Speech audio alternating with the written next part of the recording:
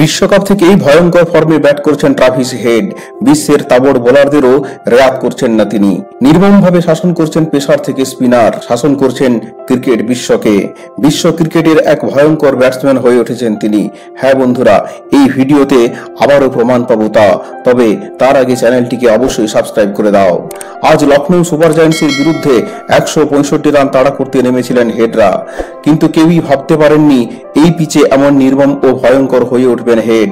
তার একটার পর একটা 4 ও ছক্কা আছড়ে পড়ছিল গ্যালারিতে, আর টিভিতে মোবাইলে বসে হাড় হিম হয়ে যাচ্ছিল লখনৌ সমর্থকদের। মুহূর্তের মধ্যে মাত্র 16 বল খেলে করে ফেললেন এই আইপিএল সিজনের চতুর্থ হাফ সেঞ্চুরি।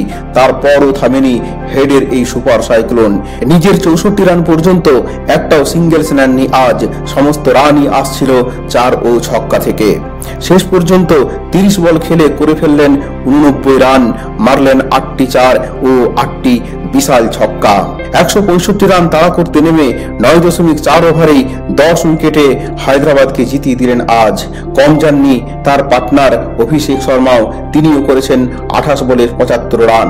কিন্তু বন্ধুরা, এই আইপিএল সিজনে যে 4টি হাফ সেঞ্চুরি হেড করেছেন, তার মধ্যে 2টি হাফ সেঞ্চুরি এমন রয়েছে যেগুলি তিনি করেছেন মাত্র 16টি করে বল খেলে, যা এক আইপিএল সিজনে রেকর্ড। তো ট্রাভিস হেড যে ফর্মে ব্যাট করছেন, তাতে আইপিএল ট্রফিটা তিনি যদি ছিনিয়ে নিয়ে যান, তাতেও আশ্চর্য হবার কিছু থাকবে না।